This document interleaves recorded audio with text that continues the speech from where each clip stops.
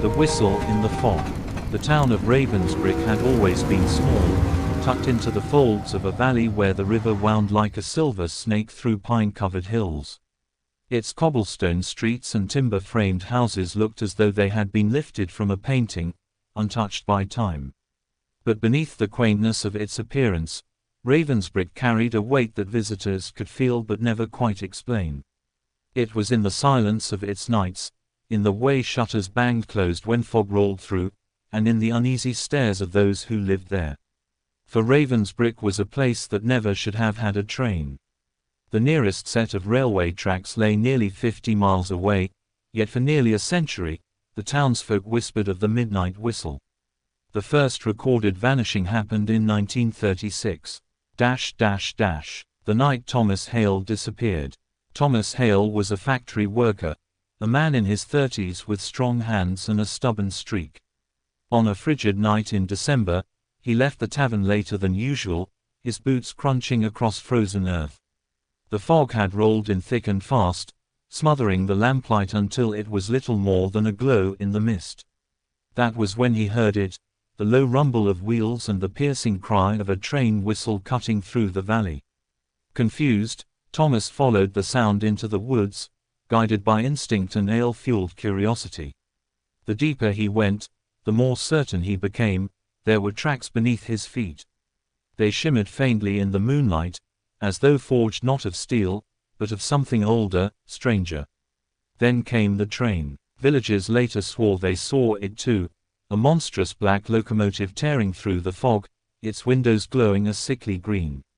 Faces pressed against the glass, pale, twisted, silently screaming. When the doors slid open, Thomas, bold or foolish, stepped aboard. The doors clanged shut, the train roared forward, swallowed by fog, and the tracks dissolved into earth as if they had never been.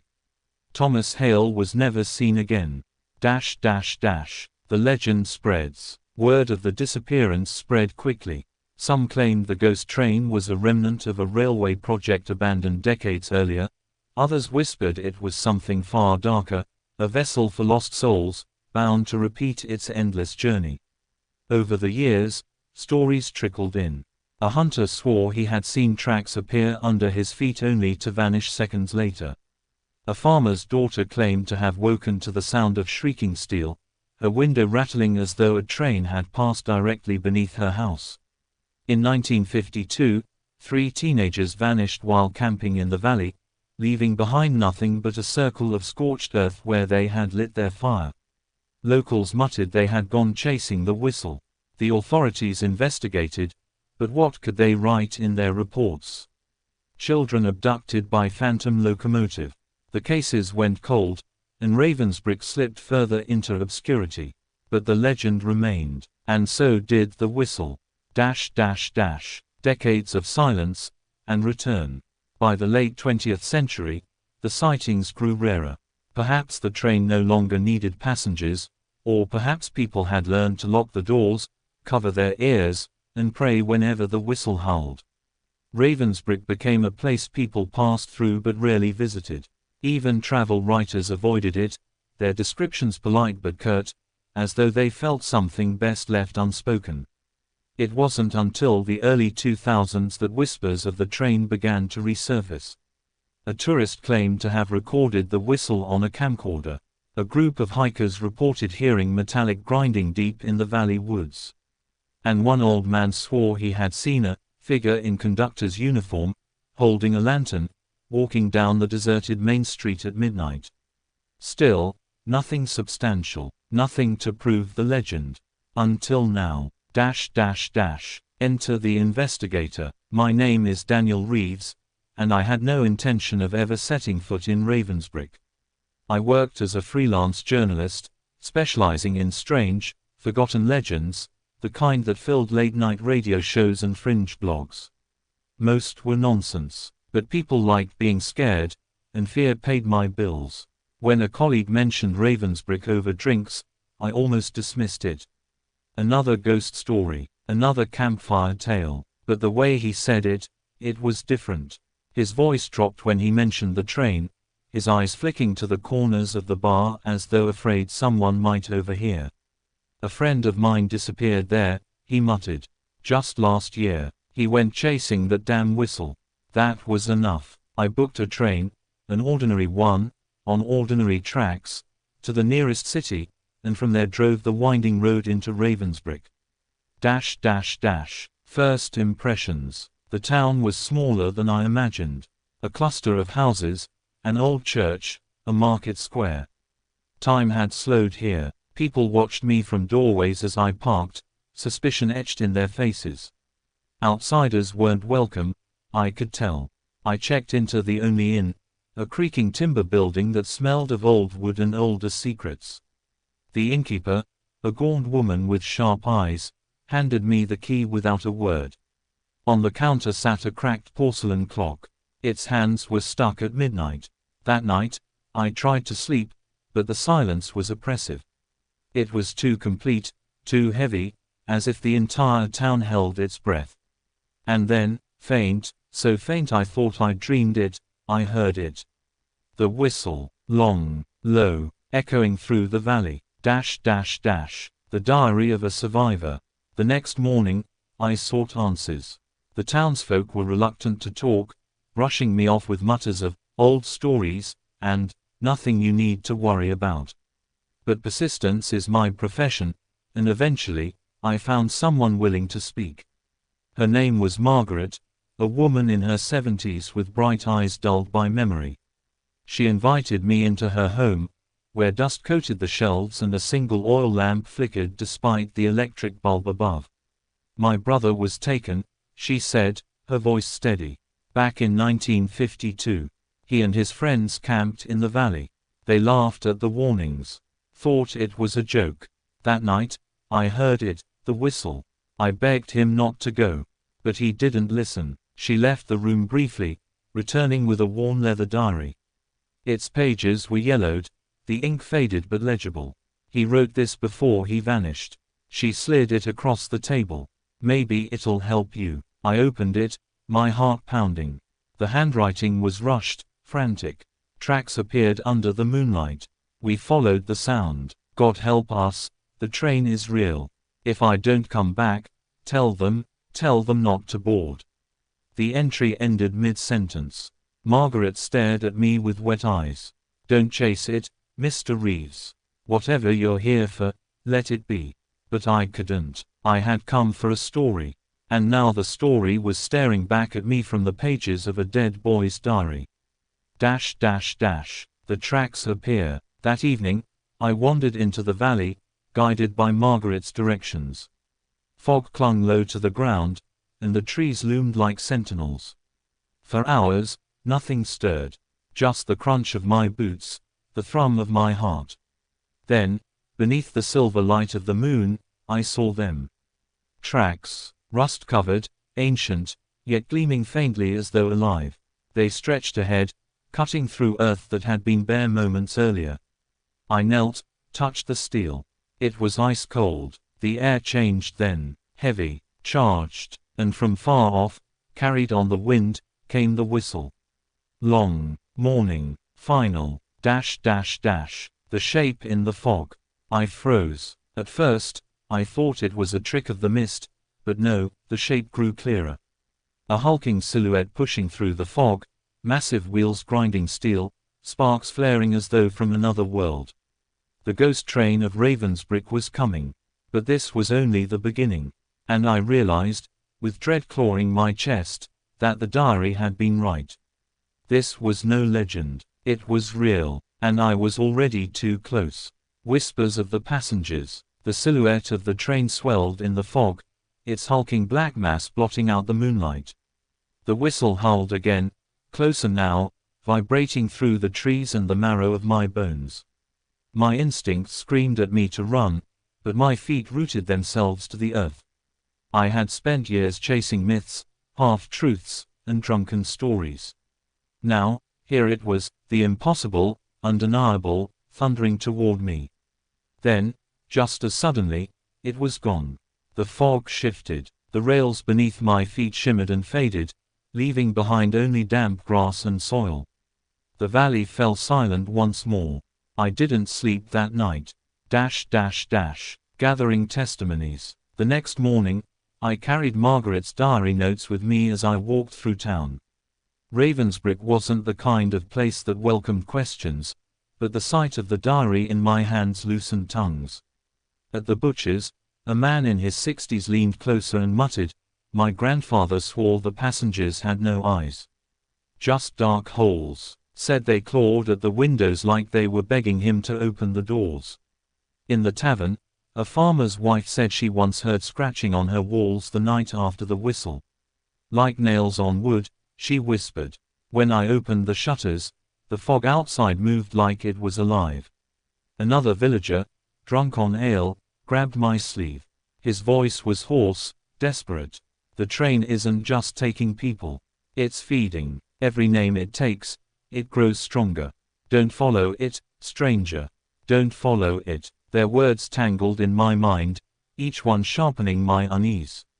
But the most disturbing account came from an old railway worker named Albert, who claimed his father had been involved in building tracks near Ravensbrook back in the late 1800s. They stopped construction after the accident, he said, eyes darting to the window.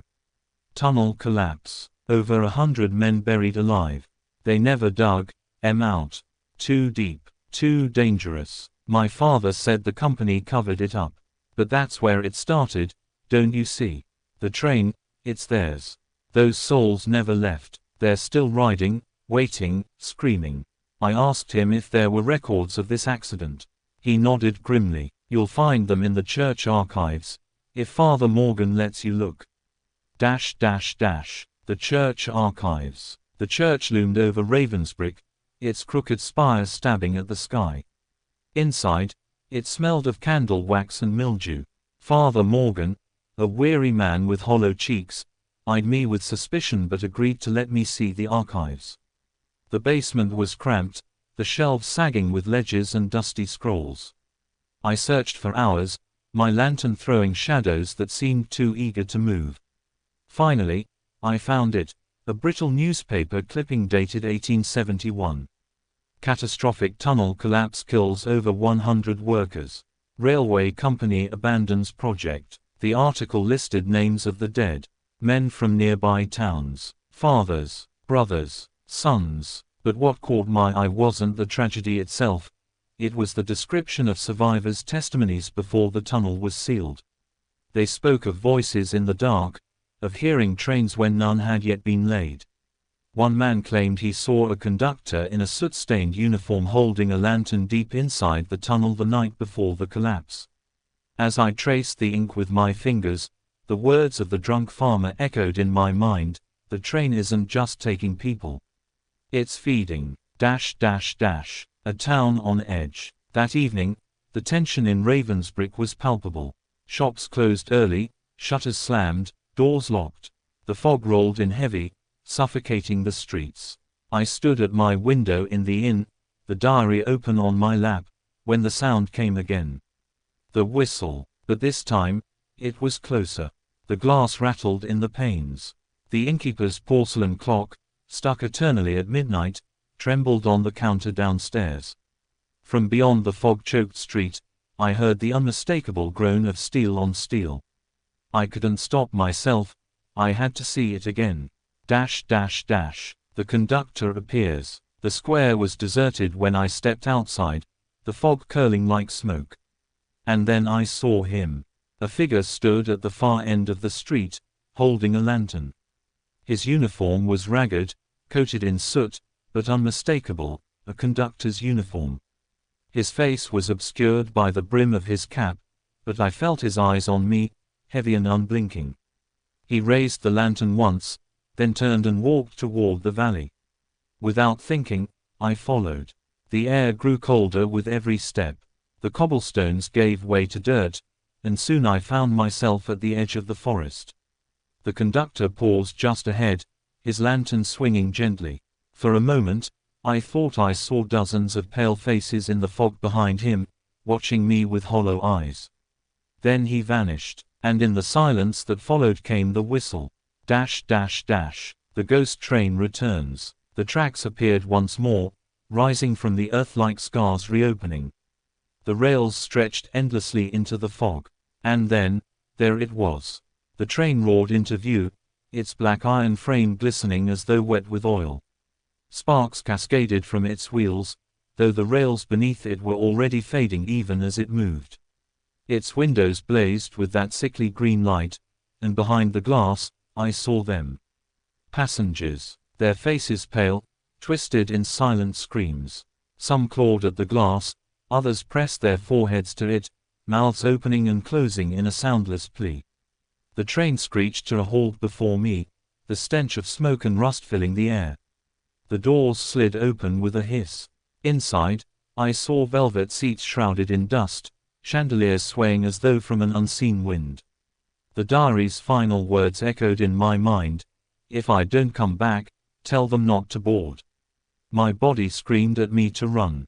But the story, the truth, was right there. I took one step forward. And then I stopped. From inside the train, I heard something move. Slow, deliberate, a shuffling of feet. And then I saw him. The conductor, standing in the aisle, lantern glowing faintly, face still obscured by his cap. He raised one hand and beckoned me inside.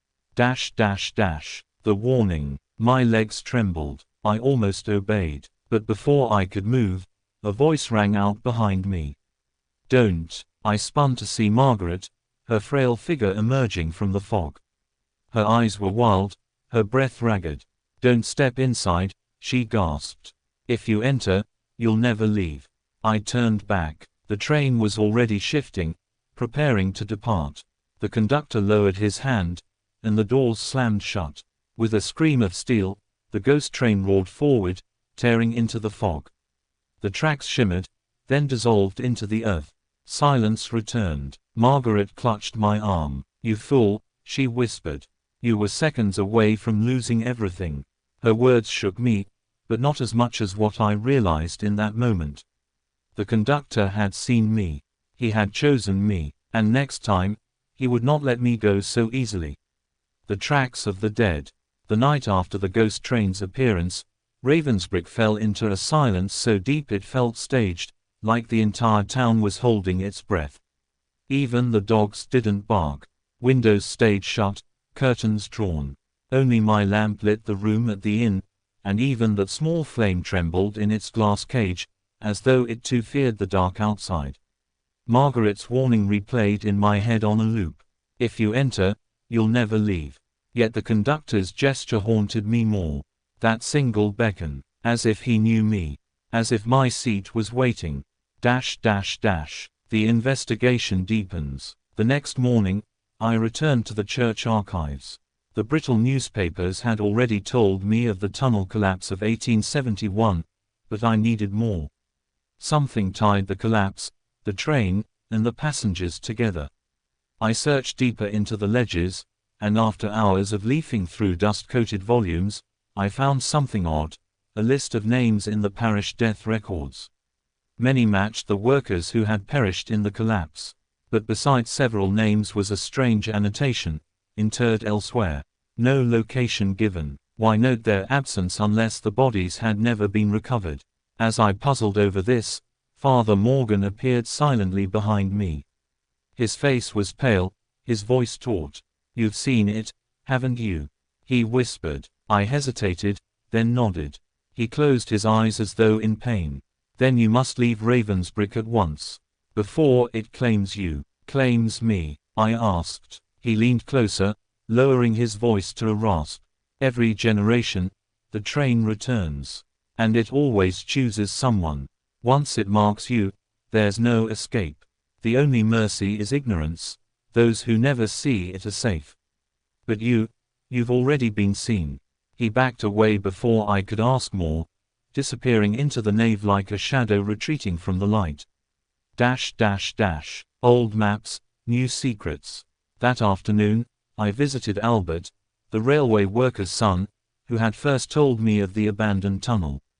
He kept his father's old maps rolled up in a tin cylinder, tucked away in the loft of his creaking cottage. When we spread them on his table, a strange hush fell over the room. The maps showed Ravensbrook and its surrounding valley. One red line traced the planned railway route.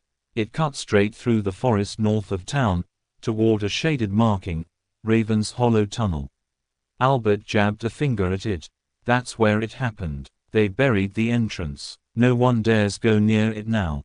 Says the ground's cursed. I asked if he could take me there. Albert paled. I've only been once, as a boy. The air was wrong, heavy. My father told me never to return. But after a long silence, he agreed. Tomorrow, at first light, but only once. After that, you're on your own. The hollow. The next morning, the forest greeted us with damp earth and choking mist. We hiked for hours, the undergrowth thick, branches clawing at our clothes. At last, Albert stopped, his chest heaving. There, he croaked. Half hidden by ivy and moss stood a wall of stone, cracked and leaning. At its center, a great archway had been sealed with bricks and concrete. Faded lettering curved over the top, Raven's Hollow Tunnel, 1870. The sight chilled me. Though sealed, the tunnel radiated an oppressive presence. The air tasted metallic, as though rust had seeped into the soil itself. Albert refused to go closer. You've seen enough, he muttered, retreating into the trees. If you value your soul, don't linger. But I lingered, because faintly, barely audible beneath the rustle of leaves, I heard it. The whistle. Nightfall. That night, I couldn't rest. The sound followed me, threading through my dreams.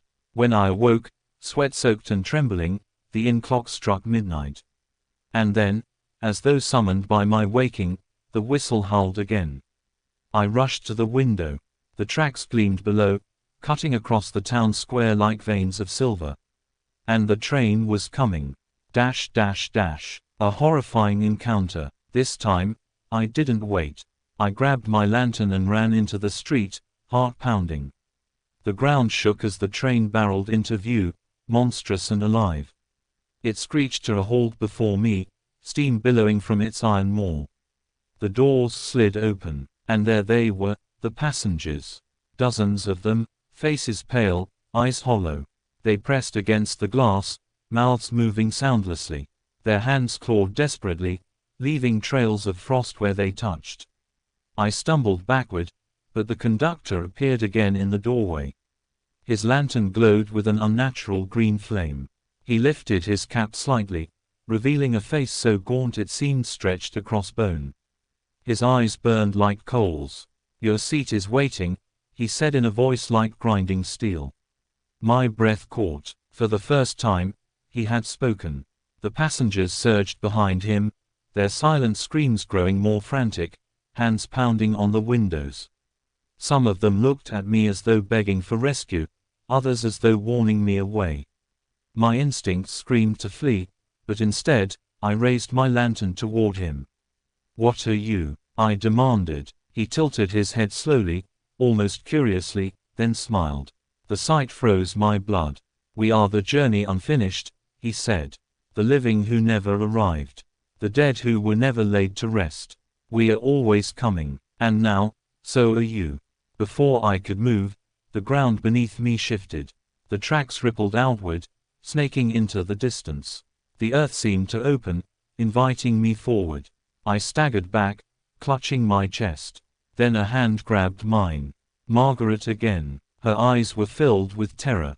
"Run," she cried, and this time, I obeyed. The escape. We fled into the alleyways, the whistle shrieking behind us. The sound twisted through the streets, rattling shutters and shaking foundations. I dared one glance over my shoulder. The train was moving without rails now, its iron wheels grinding over cobblestones, chasing us like a predator. Its passengers slammed against the glass, their mouths stretched wide in wails I could almost hear. We burst into the church. Father Morgan was already waiting, candles blazing on the altar. "Inside," he barked, slamming the doors behind us. He began to chant in Latin, his voice trembling but firm. The walls groaned as the whistle howled outside, shaking the very stone.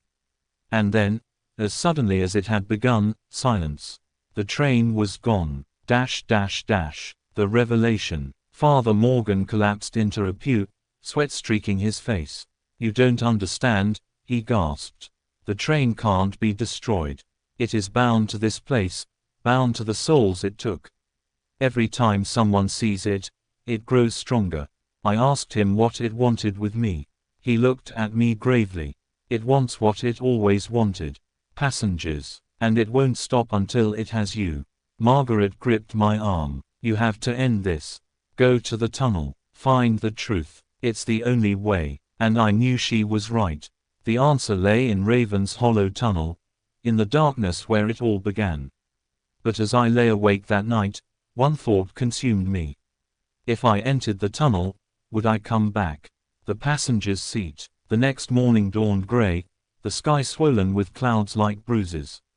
Ravensbrook seemed even quieter than before, as though the entire town knew what I was about to attempt. Margaret begged me not to go. Father Morgan warned me that no one who sought the truth had ever returned whole. But I had no choice. If the train had marked me, then running was useless. I needed answers. I needed to know what had happened to the missing passengers, to Thomas Hale, to all the souls trapped behind that glass. The tunnel was the key, and I was going to walk straight into it.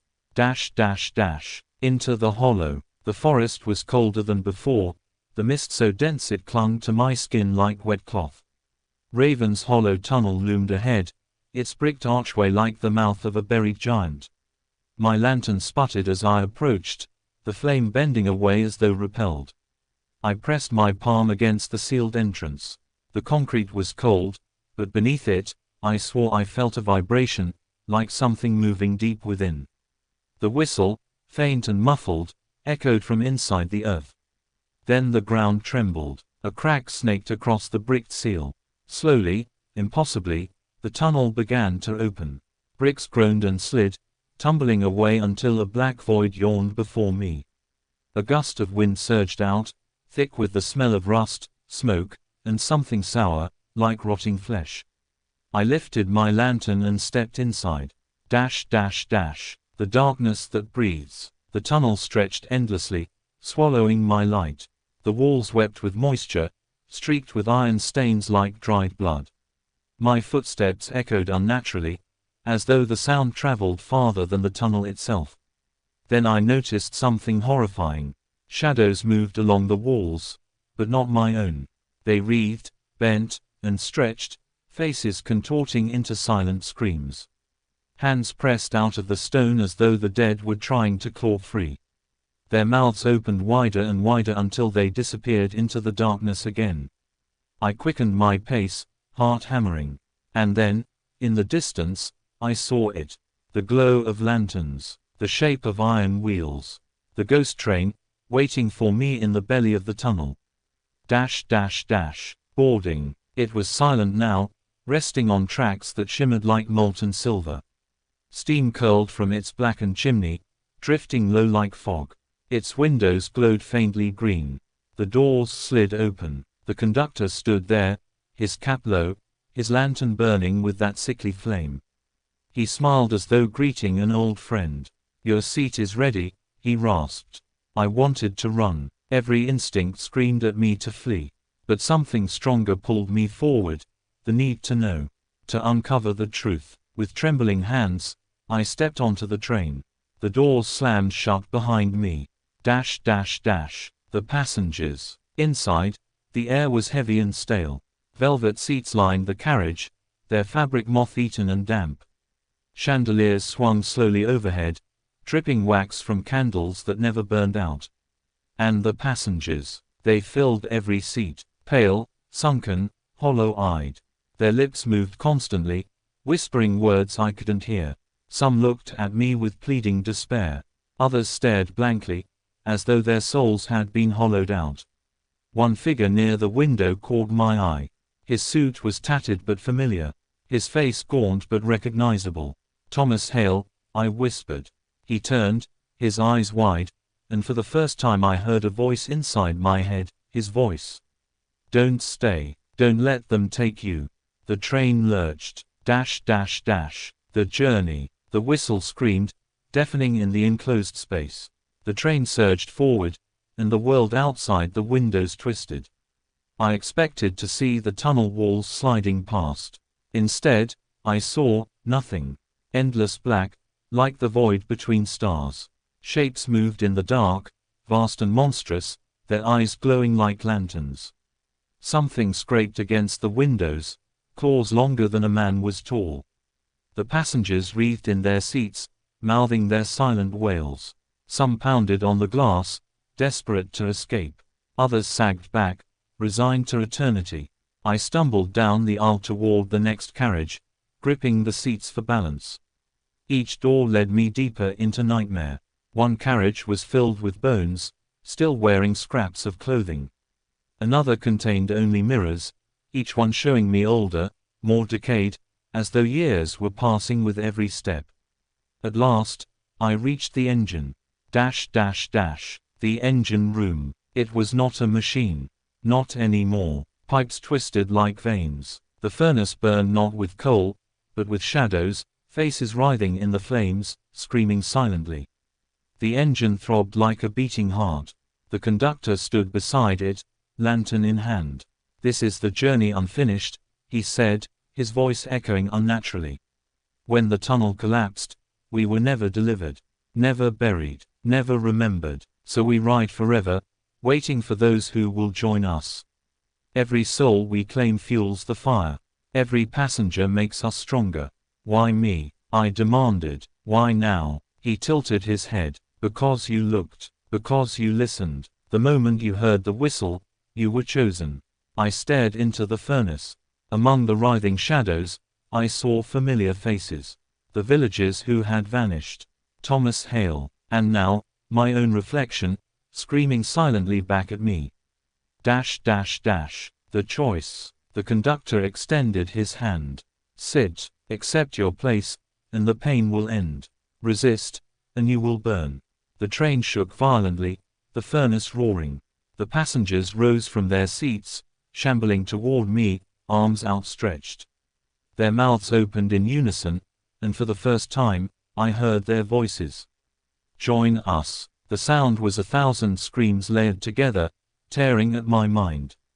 I staggered back, gripping my lantern. It flickered weakly, overwhelmed by the green glow. My knees buckled. The weight of the train, of the souls, of the void outside, pressed down on me. But then I remembered Margaret's words, "Go to the tunnel. Find the truth." If the train fed on souls that were never laid to rest, perhaps I could break the cycle. Summoning the last of my strength, I hurled my lantern into the furnace. The inferno. The flame burst, mingling with the shadows. For a moment, the train wailed like a living creature. The passengers screamed, their faces contorting with agony and relief. The walls shook, windows cracking as light poured in. The conductor shrieked, his eyes burning brighter than the sun. His form melted, his lantern shattering into sparks. And then, silence. Awakening. I awoke in the forest, lying before the sealed tunnel. The archway was whole again, as though it had never opened. My lantern lay beside me, unbroken, its flame steady. The whistle was gone. The air was still. I stumbled back to Ravensbrook.